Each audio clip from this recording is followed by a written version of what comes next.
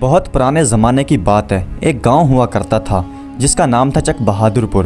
اس گاؤں میں ایک آدمی رہتا تھا جس کا نام تھا کریم بخش۔ غریب تھا مگر بہت محنتی تھا۔ نہ اس کے پاس کوئی زمین تھی اور نہ کوئی روزگار۔ کریم بخش کا بس ایک وفادار ساتھی تھا جس کا نام تھا بادشاہ۔ یہ ایک کتا تھا جو ہر وقت اس کے ساتھ رہتا۔ کریم بخش ہر روز صبح سویرے اٹھتا اور اپنے وفادار بادشاہ کے ساتھ جنگل کی طرف نکل جاتا۔ وہ دن بھر وہاں پر لکڑیاں کاٹتا اور شام کو انہیں بیچنے کے لیے بازار نکل جاتا۔ ان سے اسے جو پیسے ملتے ان سے کھانا خرید لیتا اور اپنے گھر لے آتا۔ اس کی بیوی کا نام تھا سکینہ۔ سکینہ بڑی سخت مزاج تھی۔ وہ ہر وقت کریم بخش کو تانے دیتی رہتی۔ اس میں بالکل بھی صبر نہیں تھا۔ ایک دن سکینہ اپنے شوہر سے کہنے لگی، میرے تو نصیب پھوٹ گئے تم سے شادی کر کے۔ دیکھو سارے گاؤں کے مرد اپنی بیویوں کے لیے اچھے کپڑے لاتے ہیں، اچھے زیور لاتے ہیں، اور میں بیچاری کیا کروں؟ تیری شکل دیکھ دیکھ کر ہی میری زندگی گزر رہی ہے۔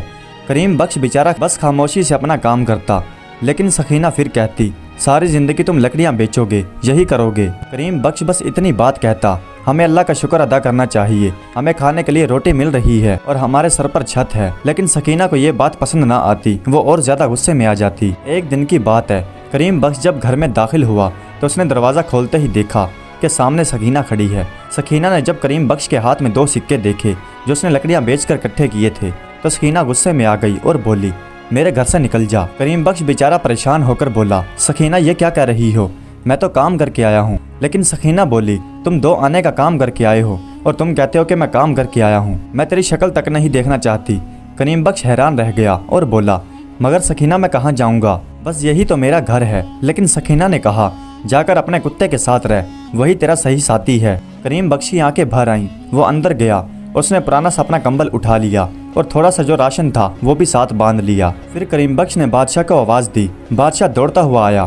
کریم بخش نے بادشاہ کے سر پر ہاتھ پھیرا اور کہا، چل بادشاہ، اب ہم دونوں ہی ایک دوسرے کے ساتھی ہیں۔ کریم بخش گاؤں چھوڑ کر چل پڑا اور بادشاہ اس کے ساتھ ساتھ چلتا رہا، پیچھے مڑ کر نہیں دیکھا۔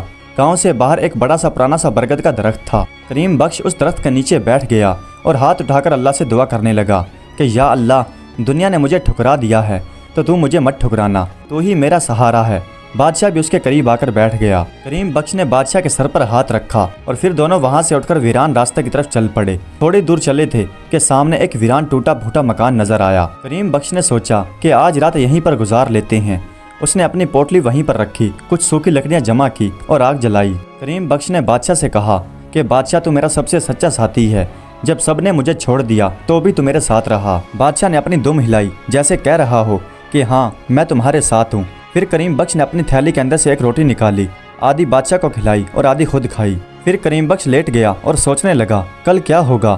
کل پھر لکڑیاں کاٹنی ہوں گی، کل پھر وہی کام کرنا ہوگا۔ پھر اس نے سوچا کہ کمرے کو کچھ صاف کر لینا چاہیے۔ وہ اٹھا اور ایک کونے میں پڑا ہوا پرانا جھاڑو اٹھا کر کمرے کو صاف کرنے لگا۔ جب وہ کمرے کو صاف کر رہا تھا تو کوئی سخت چیز اس کے ہاتھ لگی۔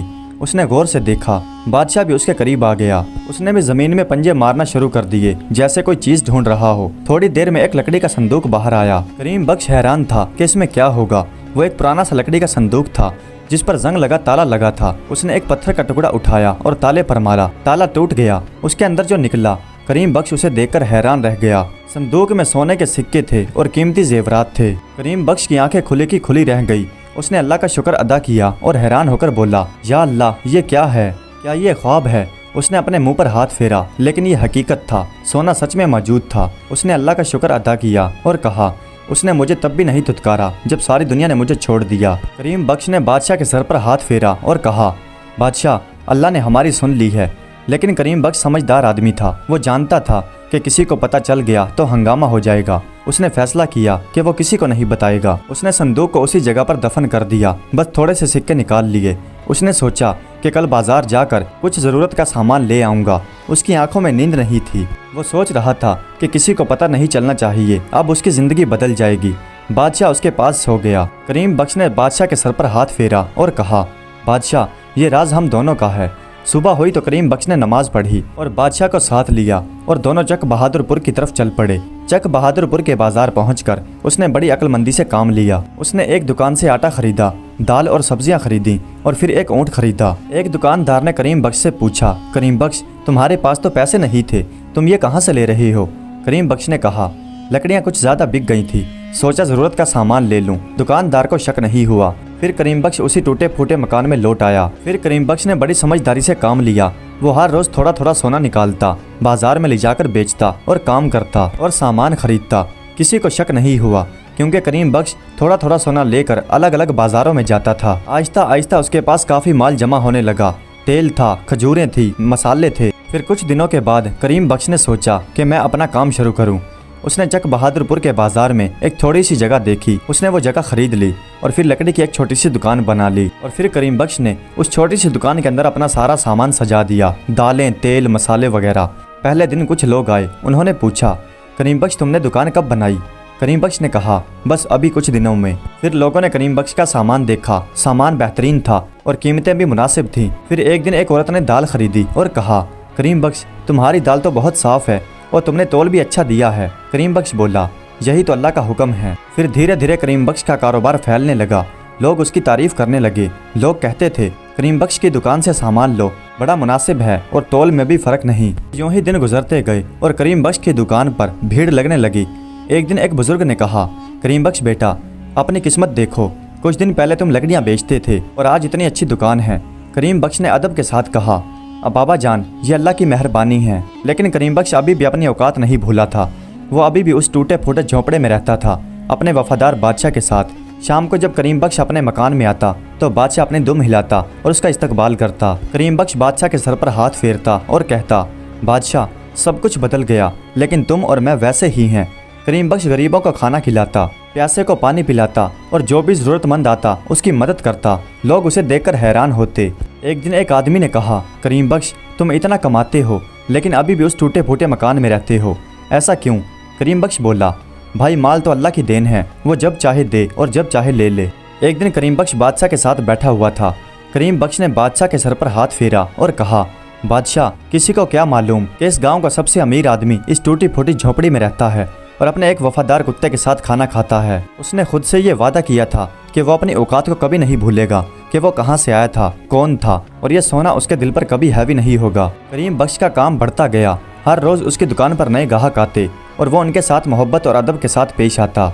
बादशाह भी करीम बख्श के साथ उसका साया बनकर रहता। कुछ लोग करीम बख्श को देखकर खुश होते और कहते, ये इसी काबिल था, इसे ये मिलना चाहिए था। लेकिन कुछ लोगों को हसद होने लगा। वो कहते, करीम बख्श के साथ ऐसा क्या हुआ कि इसके पास इतना कुछ आ गया? और इन्हीं लोगों में से एक आंख ऐसी थी जो करीम बख्श को छुपकर देखती रहती थी। वो थी सकीना की आंखें, जिसने अपने शौहर को घर से निकाल दिया था। अब वो एक जालिम आदमी के साथ शादी कर चुकी थी। सकीना का शौहर बहुत जालिम था, बहुत मारता और गालियाँ निकालता।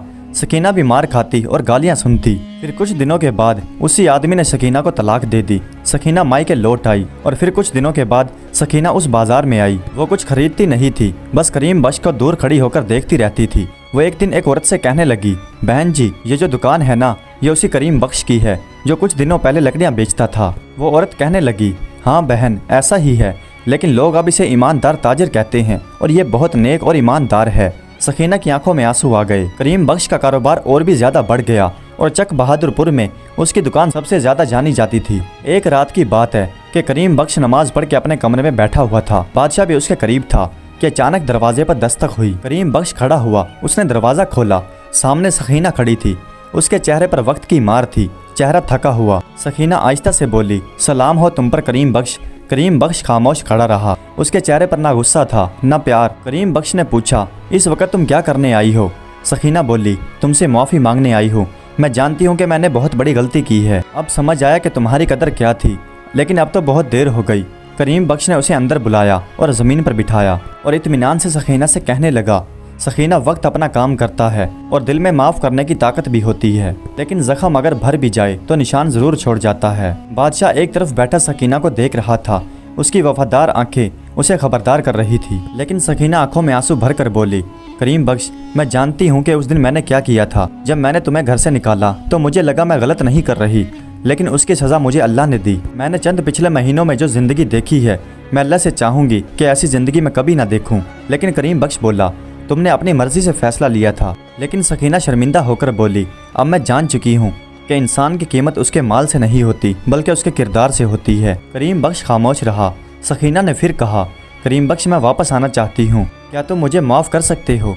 करीम बख्श ने कहा, देखो सकीना, माफ़ करना और भूलना दो अलग बातें हैं। میں تمہیں معاف کر سکتا ہوں کیونکہ یہ میرے دین کا حکم ہے، لیکن جو کچھ بھی ہوا میں اسے کیسے بھلاؤں؟ تم نے مجھے اس وقت نکالا جب میرے پاس کچھ بھی نہیں تھا، لیکن اب جب میرے پاس کاروبار ہے، دکانیں ہیں، تو تم واپس آنا چاہتی ہو۔ سکینہ کی آنکھوں میں آنسو آ گئے۔ وہ کہنے لگی، اللہ کی قسم میں جانتی ہوں کہ تمہارے پاس آج دکانیں ہیں، لیکن میں تمہارے مال کے لیے نہیں آئی، میں اس کریم بخش کے لیے آئی ہوں جس کی قدر میں نے اب پہچانی ہے۔ کریم بخش بولا، اگر تم میری قدر اس وقت پہچان لیتی جب میں لکڑیاں بیچتا پھرتا تھا تو شاید آج یہ دن کبھی نہ آتا۔ سکینہ کہنے لگی، کریم بخش میں اندھی ہو چکی تھی، پھر میں نے اس کی سزا بھی پائی۔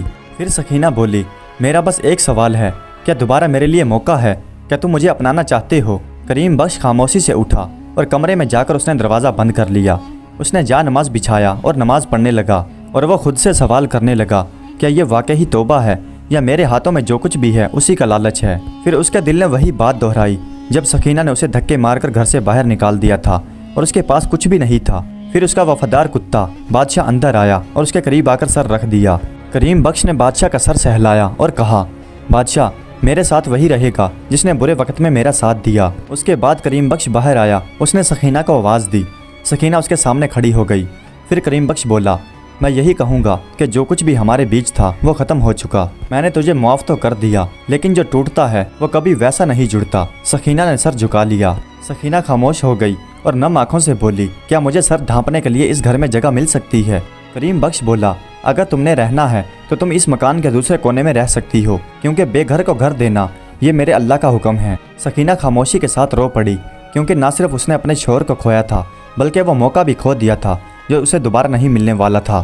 کریم بخش نے کہا، کل سے تم یہاں رہ سکتی ہو، لیکن یاد رکھنا ہمارے بیچ وہ رشتہ نہیں رہا جو پہلے تھا۔ سکینہ خاموش ہو گئی کیونکہ وہ سمجھ گئی تھی کہ کریم بخش نے اسے معاف تو کر دیا لیکن وہ بھولا نہیں تھا۔ اگلے دن جب کریم بخش نیند سے جاگا تو اس نے دیکھا کہ سکینہ گھر کے صحن میں صفائی کر رہی ہے۔ کریم بخش اس کے پاس گیا اور کہا، میں نے تمہیں یہ سب کرنے کے لیے نہیں کہا، پھر کیوں کر رہی ہو؟ سکینہ بولی، میں اپنی غلطی کا کفارہ ادا کرنا چاہتی ہوں۔ کریم بخش اپنے کام پر جانے لگا۔ وقت یوں ہی گزرتا گیا۔ اب وہ ویران کوٹھڑی جہاں کریم بخش اور اس کا وفادار کتا رہتے تھے، اب وہاں لوگ آنے لگے۔ کوئی نصیحت لینے آتا، کوئی خیرات مانگنے آتا، اور بڑے تاجر شرکت کی پیشکش کرنے لگے۔ بازار میں ہر کوئی اسے جانتا تھا۔ وہ جو کبھی لکڑیاں بیچتا تھا اب ہر ایک کی زبان پر تھا۔ لیکن کریم بخش اپنی اوقات نہیں بھولا تھا۔ اس کا وہی سادہ لباس تھا اور وہ اسی سادگی کے ساتھ اپنا سامان بیچتا تھا، کیونکہ وہ جانتا تھا کہ وہ کون ہے۔ سکینہ اس کے مکان میں اسی کے ساتھ رہتی تھی۔ دن بھر وہ مکان کی صفائی کرتی، کھانا بناتی، لیکن کریم بخش اس کے ساتھ ویسا سلوک نہیں کرتا تھا جیسا پہلے تھا۔ ایک دن جب کریم بخش کھانا کھا کے بیٹھا تھا تو بادشاہ بھی اس کے قریب بیٹھا تھا۔ سکینہ دور بیٹھی دیکھ رہی تھی۔ پھر سکینہ آہستہ سے بولی، کریم بخش میں جانتی ہوں کہ تم مجھے دل سے معاف نہیں کر پائے ہو۔ کریم بخش کہنے لگا، سکینہ میں نے تمہیں معافی دے دی، لیکن بھروسہ ٹوٹ جائے تو واپس نہیں آتا۔ پھر دن یوں ہی گزرتے گئے۔ کریم بخش کا کاروبار بڑھتا گیا۔ لوگ کہتے کہ دیکھو اس کے کاروبار میں اتنی برکت ہے۔ پھر ایک دن بازار میں کوئی امیر آدمی آیا جس کا قیمتی لباس تھا۔ وہ کریم بخش سے کہنے لگا، میں ہوں نواب سلیمان، میں نے آپ کی شہرت سنی ہے۔ کریم بخش نے کہا، جی بتائیے مجھ سے کیا کام ہے؟ سلیمان بولا، ہم چاہتے ہیں کہ آپ ہماری کونسل میں شامل ہو جائیں، گاؤں کے نمائندے بن کر۔ کریم بخش حیران ہو گیا اور پھر ادب کے ساتھ بولا، نواب صاحب میں تو وہ ہوں جو کبھی لکڑیاں کاٹ کر بیچا کرتا تھا، اب میں لوگوں پر حکومت کیسے چلاؤں گا؟ یہ مجھ سے نہیں ہوگا۔ نواب سلیمان حیران ہو کر بولا، آپ کو اقتدار خود آ رہا ہے اور آپ انکار کر رہے ہیں۔ لیکن کریم بخش بولا، اقتدار تبھی ٹھیک ہے جب انسان خود پر قابو رکھ سکے۔ اگر میں ایک دن بھی بھٹک گیا تو میرا ظلم میری غربت سے زیادہ خطرناک ہوگا۔ نواب سلیمان بولا، آپ عجیب انسان ہیں، لوگ اقتدار کے لیے لڑتے ہیں اور آپ اسے ٹھکراتے ہیں۔ لیکن کریم بخش بولا، نواب صاحب یہ ایک آزمائش ہے اور میں اس آزمائش سے بچنا چاہتا ہوں۔ نواب سلیمان واپس چلا گیا۔ لوگوں نے کہا، دیکھا یہ وہ شخص ہے جس کے پاس کبھی کچھ نہیں تھا، اس نے اقتدار کو ٹھکرا دیا۔ اصل میں یہی سب سے مضبوط انسان ہے۔ جب کریم بخش اپنے گھر واپس آیا تو اس نے دیکھا کہ بادشاہ اس کے دروازے کے قریب بیٹھ کر بھونک رہا ہے، جیسے کسی پریشانی سے آگاہ کر رہا ہو۔ کریم بخش اس کے پاس بیٹھ گیا اور کہنے لگا، بادشاہ سچ کہوں تو سب سے زیادہ وفادار نکلا، اور میں نے کئی ایسے انسان دیکھے جن کے اندر صرف کتے کا دل تھا۔ سکینہ دور کھڑی یہ سب کچھ سن رہی تھی۔ اسے اپنی غلطی کا احساس اور بھی زیادہ ہو رہا تھا۔ اب جب کریم بخش کا چرچا چک بہادر پور میں اور بھی زیادہ بڑھا تو حسد بھی بڑھنے لگا۔ ایک دکاندار تھا جس کا نام تھا منگل داس، وہ ہر دوسرے آدمی پر نظر رکھتا تھا۔ لوگوں سے کہنے لگا، واللہ اس کے کامیابی کے پیچھے کوئی تو راز ہے، میں نے ایک دن اسے دیکھا تھا गांव से बाहर एक वीरान दीवार के नीचे ये कुछ खोद रहा था। ये बात सुनकर लोग सरगोशी करने लगे और ये बात फैलने लगी कि हाँ, करीम बख्श को कोई खजाना मिल गया, वही खजाना जो ज़मीन के अंदर दफन है। फिर ये बात फैलती फैलती तैयब तक जा पहुंची। वही तैयब जो पहले लोगों में डाका डालता था और फिर तौबा करके एक ताजिर बन बैठा था, लेकिन अंदर से वो अभी भी वैसा ही बेईमान था। उसने जब खजाने का नाम सुना तो उसके दिल में लालच आ गया और कहने लगा, खजाना, ये खजाना मेरा है, अगर ये मौका हाथ से गया तो गया। फिर यहीं से खेल शुरू हुआ। तैयब ने अपने आदमियों को भेजा। आदमी पैगाम लेकर आए। हंसी मजाक करते हुए वो राज जानने की कोशिश करने लगे, लेकिन करीम बख्श सिर्फ हंसता रहा। वो लोग चालाक जरूर थे, लेकिन करीम बख्श भी अनजान नहीं था, वो सब कुछ जानता था। तैयब खान ने अगला वार किया। जब बात ना बनी तो उसने अगला आदमी भेजा, जिसका नाम था रहीम खान। रहीम खान बहुत ही चालाक था। वो आया। फिर रहीम खान करीम बख्श के करीब बैठा और कहने लगा, भाई, क्यों ना तुम हमारे साथ कारोबार करो। पानी के कुएं के करीब जो ज़मीन है, हम वहाँ पर बाजार बनाना चाहते हैं।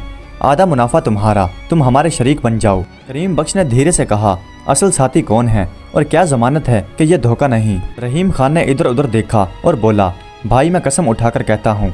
करीम खान ने बात को काट दिया, कसमें मत उठाओ, आओ मस्जिद में आओ, सबके सामने कहो और ये लिख कर दो कि यह कोई धोखा नहीं है। रहीम खान बोला, क्या तुम्हें मुझ पर एतबार नहीं? करीम बख्श मोहब्बत और नरमी के साथ बोला, मैं अल्लाह पर भरोसा करता हूँ, बाकी सब मेरे लिए एक जैसे हैं। फिर उसने बादशाह को बुलाया। वफादार कुत्ता दौड़ता हुआ उसके पास आया और खामोशी से उसके करीब बैठ गया। फिर बादशाह ने रहीम खान की तरफ ऐसे देखा जैसे वो उसे आखिरी वार्निंग दे रहा हो। रहीम खान का चेहरा फीका पड़ गया और वापस जाकर तैयब खान को सब कुछ बता दिया।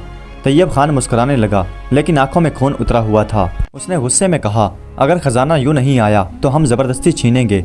उसी रात उसने अपने 3 बदमाश लोगों को बुलाया। उस अंधेरे में 4 साए उस अंधेरी कोठरी की तरफ बढ़ रहे थे। हर एक के हाथ में लाठी या खंजर था। तैयब ने आस्था से कहा, मकसूद, तुम उसका मुंह बंद कर देना और तारिक, तुम दरवाज़ा बंद कर देना, हम खिड़की से अंदर जाएंगे। लेकिन वो जैसे ही खिड़की के पास पहुंचे तो बादशाह ने एक ऐसी खतरनाक भौंक मारी जिससे रात का खामोश सन्नाटा लरज़ गया। अगले लम्हे वो कुत्ता मकसूद के ऊपर लपका, एक बहादुर शेर की तरह। उसने उसके बाजू में अपने नुकीले दांत गाड़ दिए। करीम बख्श की आंख खुल गई। वो जल्दी से उठा। उसने अपने हाथ में एक छड़ी उठाई। करीम बख्श ने एक साया भागता हुआ देखा। उसने पहचान लिया और वो बोला, तैयब, कहाँ भाग रहे हो? तैयब और उसके साथी अंधेरे में गायब हो गए, लेकिन मकसूद अभी भी जख्मी हालत में था। करीम बख्श ने सकीना को आवाज़ दी, सकीना, जल्दी से पानी लाओ और कपड़ा लाओ। सकीना एक कोने में डरी सहमी खड़ी थी। इस जख्मी आदमी को देखना पड़ेगा। लेकिन सकीना बोली, मगर ये तो चोर है, इसने तुम पर हमला किया। रहीम ने मकसूद के जख्मों को साफ किया और उसे पकड़कर बांध दिया। फिर अगले दिन गांव के मुअज़्ज़िज़ लोग जमा हुए और काजी भी आया। करीम बख्श ने सारा किस्सा सुनाया। लोग हैरान हुए कि ये तैयब ने किया है। फिर काजी ने जब मकसूद से पूछा कि तुम सच बताओ कि ये क्या है। फिर तैयब ने सारा वाक़या बताया। फिर एक बुजुर्ग बोला, हमने ऐसा वफादार कुत्ता कभी नहीं देखा जो अपने मालिक की जान की भी हिफाजत करे। फिर दूसरा आदमी बोला, करीम बख्श, तुमने अपना खजाना खुद बनाया है, तुम पर फख्र है। गांव वालों ने फैसला किया कि तैयब खान को गांव से निकाला जाए और वो ज़मीन जो तैयब ने छीनने की कोशिश की थी वो करीम बख्श के नाम की जाए। उसी रोज़ करीम बख्श ने न सिर्फ ज़मीन जीती बल्कि लोगों के दिलों को भी जीत लिया। गांव के कुछ नौजवान तैयब को पकड़ने के लिए उसके पीछे भागे। 2 दिनों में तैयब को पकड़ लिया गया। जब काजी के सामने लाया गया तो काजी ने पूछा, तैयब, तुम्हें ये किसने हक दिया कि तुम किसी की ज़मीन हड़प लो? तैयब ने सर झुका लिया और कहा, मुझे लालच ने अंधा कर दिया था। मैंने सोचा कि तैयब के पास जो खजाना है मैं उसे हथिया लूँ। काजी बोला, तुमने लालच किया और धोखा दिया, तुम्हें लालच की सज़ा मिलेगी। करीम बख्श बोला, काजी साहब, अगर इजाज़त हो तो मैं कुछ कहना चाहता हूँ। काजी ने इजाज़त दी। करीम बख्श बोला, मैं ये कहना चाहता हूँ कि तैयब को माफ़ कर दिया जाए, लेकिन गाँव से निकाल दिया जाए, क्योंकि सज़ा देने का हक अल्लाह का है। काजी बोला, करीम बख्श, तुम बड़े नेक दिल इंसान हो। तैयब की आंखों में आंसू आ गए और बोला, करीम बख्श, तुमने मुझे माफ़ कर दिया, मैं तुम्हारा एहसानमंद हूँ। तैयब खान को गांव से निकाल दिया गया और उसकी जो ज़मीन थी वो करीम बख्श को दे दी गई और फिर करीम बख्श का नाम पूरे गांव में छाने लगा। करीम बख्श ने अपनी नई ज़मीन पर एक छोटा सा बाजार लगाया, ऊन, कपड़े और मसालों से भरा हुआ। उसका काम बढ़ता गया और नाम भी बढ़ता गया। सकीना अब भी उस झोंपड़ी में रहती थी। वो सारा दिन काम करती रहती और रोती रहती। करीम बख्श का दिल अभी भी उससे दूर था। एक दिन वो हिम्मत करके करीम बख्श से कहने लगी, करीम बख्श, मैं जानती हूँ कि तुम मुझे कभी माफ़ नहीं कर पाओगे, लेकिन क्या मुझे इजाज़त मिल सकती है कि मैं तुम्हारी खिदमत करूँ और खिदमत करते हुए ज़िंदगी गुजार दूँ? करीम बख्श बोला, तुम यहाँ रह सकती हो, लेकिन जो रिश्ता टूट गया वो दोबारा नहीं बन सकता। बादशाह करीम बख्श के साथ हमेशा रहता। जब करीम बख्श सो जाता तो बादशाह दरवाजे पर सोता और उसकी हिफाजत करता। करीम बख्श का कारोबार फैलता गया, लोग दूर दूर से आने लगे। कोई फकीर आता तो खाली हाथ ना जाता, कोई मुसाफिर आता तो उसे पनाह मिल जाती।